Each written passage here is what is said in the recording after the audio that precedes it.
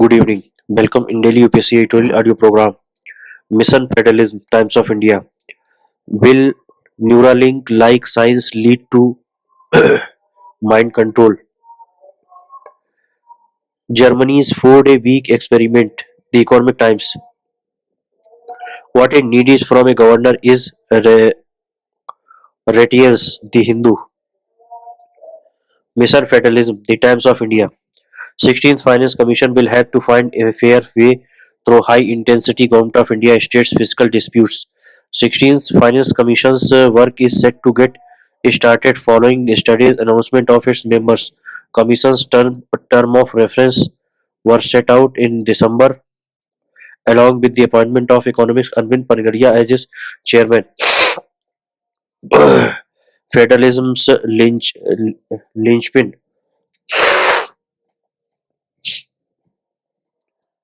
Federalism linchpin as an institutional arrangement finance commission are at the heart of India's federal architecture. Mandated by the Constitution, FCs are primarily meant to recommend a division of resources between Government of India and states. In the process, they also set out how the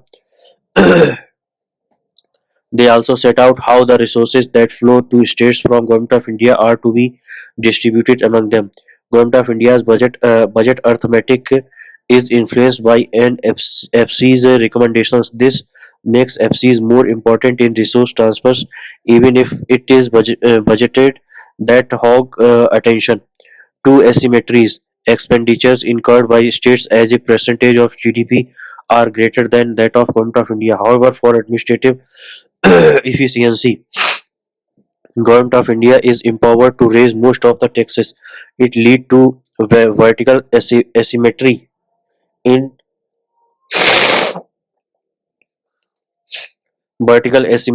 India's federal system. Separately, states are very different in terms of in terms of financial needs and capabilities. Addressing those two asymmetries smoothly determines how harmonious a federal system is. Limited TOR FC's function according to term of reference to TOR they are given. 16th FC has a limited TOR compared to its predecessors. 15th FC was three terms that determined the incentive structure underpinning grants given to states. That level of dealing is missing in TOR for this FCs. It is not unusual for FCs to be given TORs halfway through their functioning. Therefore, there is a possibility the current TORs will be expanded. Data gaps delimitation fears. 16th FC will function against the backdrop of inadequate data and political anxiety among southern states about the possibility of delimitation of parliamentary seats. A delay in conducting 2021 census deprives this FC of valuable data, particularly a recent baseline for population projections. While delimitation is unrelated to NFC's remit policies, politics around it is unlikely to leave 16th Finance Commission untouched. It will require depth handling as FCs are far too important to be to be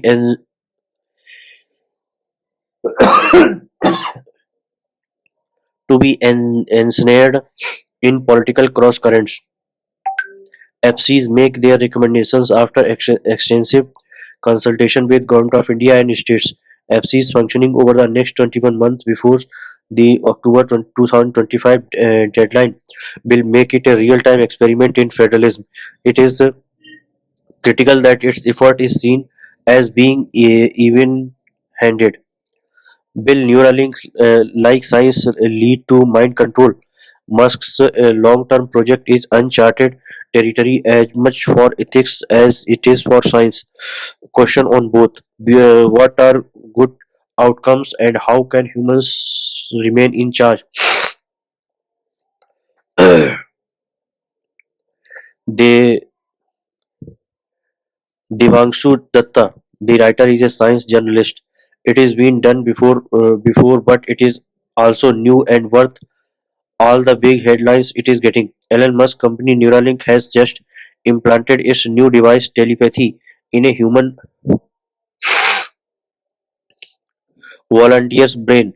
Several research outfits have already accomplished similar implants, but Neuralink's stated long-term ambitions as straight out of science fiction. Deep brain. It is significantly different technology compared to other implants. For one, the implant is inside the brain rather than on the surface. Most brain implants attempts to compensate for some disorders such as ep- epilepsy or Parkinson's disease. Some implants work to offer sight to the con-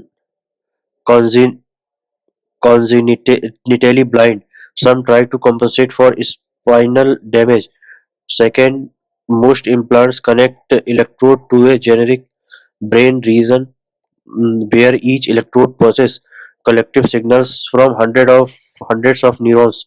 New Neuralink's chip design includes many exceedingly fine filaments that can hook up with individual neurons. In theory, this could give finer control and also a better understanding of brain function. Cyborg future.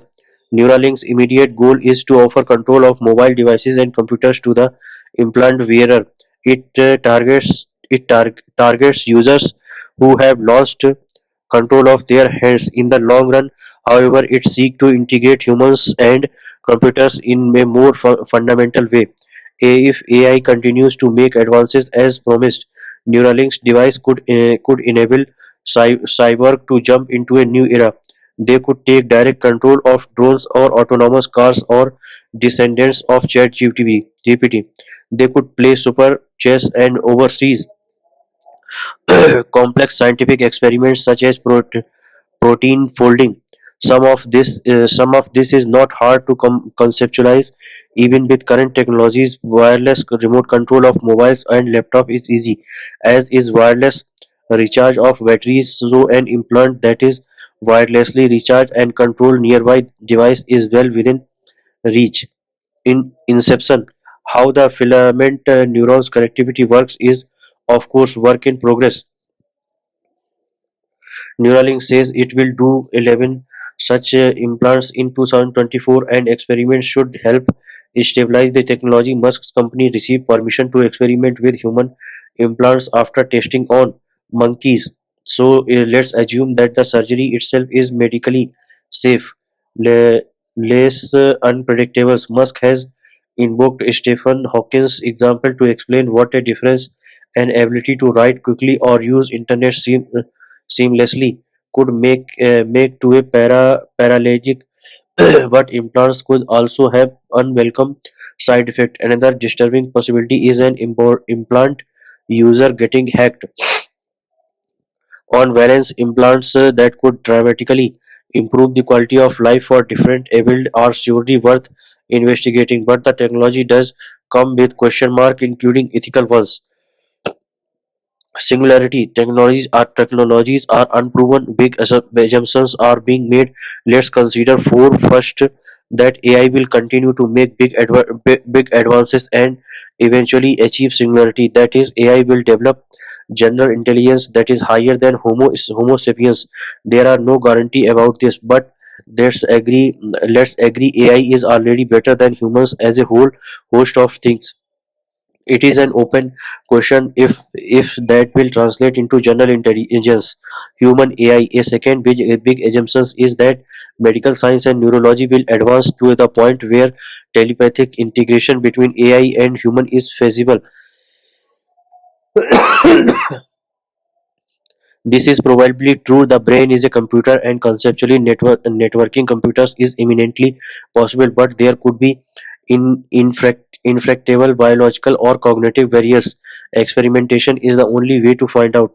Based off us, if a third assumption is that a cyborg with an implant will be greater than the sum of its parts. Will it be more intelligent than its AI component, or add an in terms of emotion, sensitivity, and grasp of human behavior. Transfer of power. A fourth assumption is that such an intelligent cyborg will also be an ethical interlocutor between AI and humans. On push comes to show that cyborg will be able to control AI and defend humanity if AI goes rug. Even in optimistic scenarios where everything follows Neuralinks script, that there are ethical questions. It is right to stick a chip into somebody's head and turn turn her into a cyber cybernetic wonder woman. What guarantees can you have that such a person will be ethical or on the side of humanity? There was the old trope of Stalin being the equivalent of Genghis Khan with a telephone. Now think of a cyborg Stalin.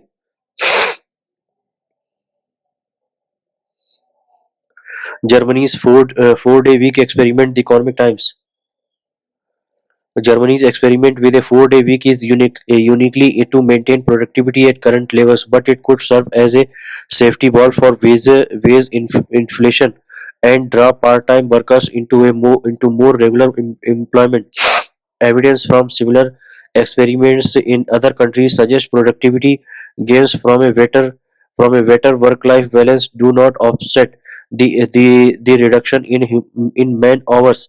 Labor productivity is a function of a wide array of variables, employee motivation being one factor. Such as slow spread of the digital economy have a bearing in Germany, alongside declining fertility and inadequate immigration. Moonshots like truncated work weeks owe their origins to a world economy scaling down, hyper-globalization with suboptimal effects on factor markets such as labor.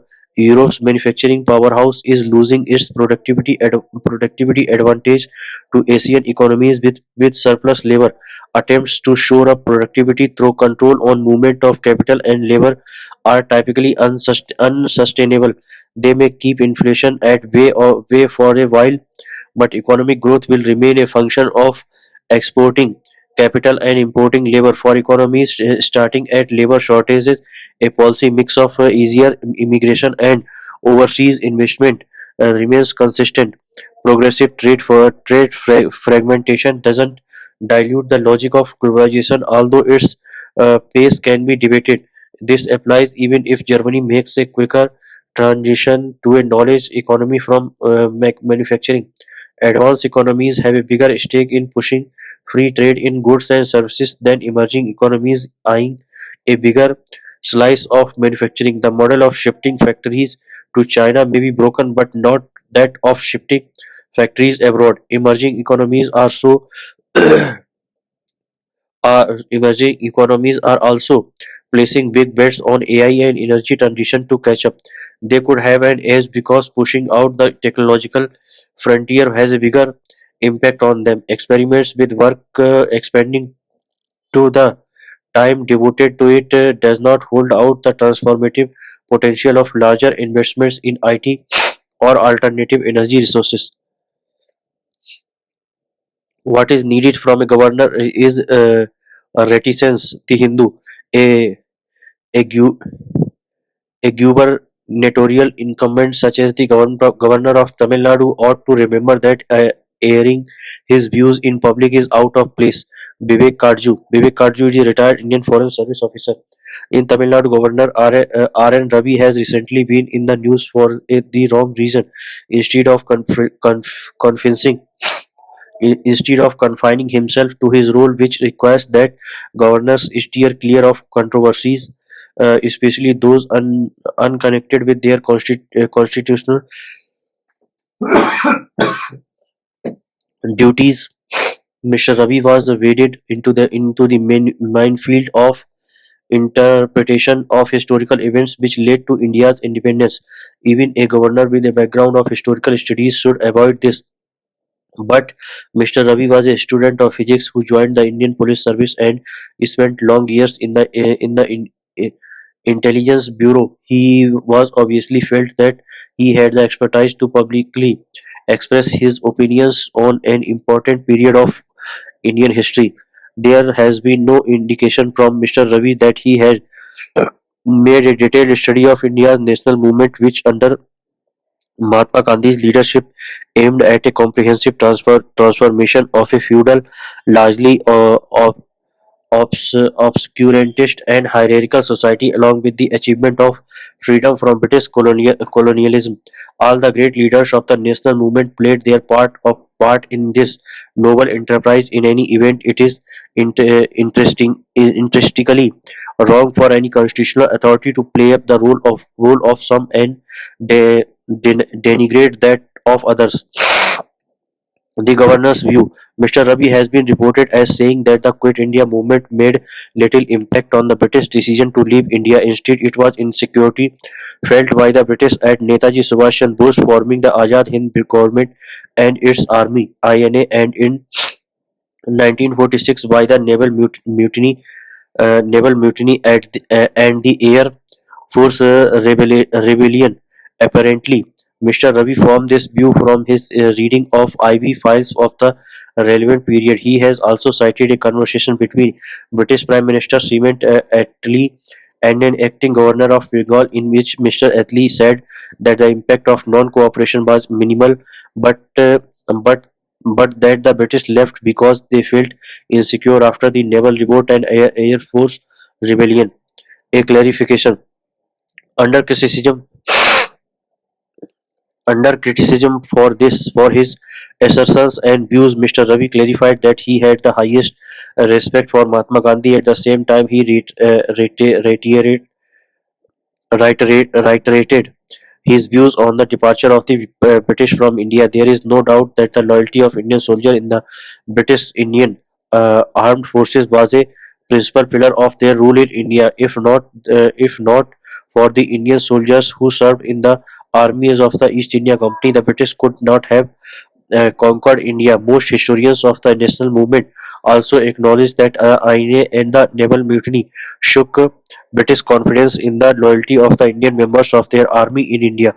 And obviously, after the Second World War, circumstances created by the national movement, British economic weakening, and the international situation simply did not permit them to even think of understanding armed action to retain their rule in India. Hence, Mr. Ravi was right in praising Netaji Subhash Chandra Bose's great contribution in achieving independence. This is almost universally acknowledged. Despite the great ideological differences in leaders of the freedom movement, none of them ever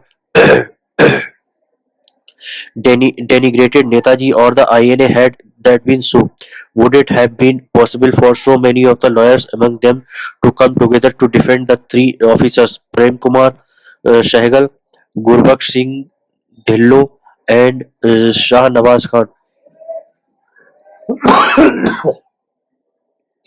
At their court martial at the Red Fort in 1945-46, the great lawyer Bhulabai Desai led the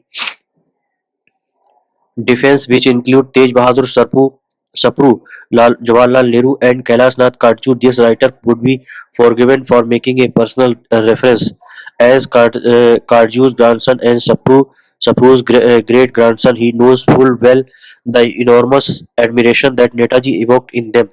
It would not be it would not be out of place to quote from Katju's unpublished biography of the impact of INA trial.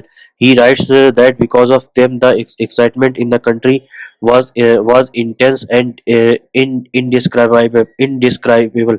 He goes on to the fort. I am firmly on the opinion that just as the murderers of Jallianwala Bagh in 1999 laid the foundation stone of our national struggle, similarly the international army trials were the definite cause of the withdrawal of the British rule in India in August 1947. The British discovered for themselves that it was impossible for them to continue the last word. It is obvious that Mr. Ravi feels that Netaji was not given due recognition for his contribution to the country's independence by the Congress Party because of Jawaharlal Nehru and his successor, and that this lapse has now been corrected. It is Mr. Ravi's right to feel so. What is not open to him while holding the office of governor is to make his views public. Governors are also not expected to make comparisons, however, indirectly of the impact of the actions of different leaders of the national movement. What is needed from governor is reticence. As a former civil servant, Mr. Ravi should certainly know this. Thank you.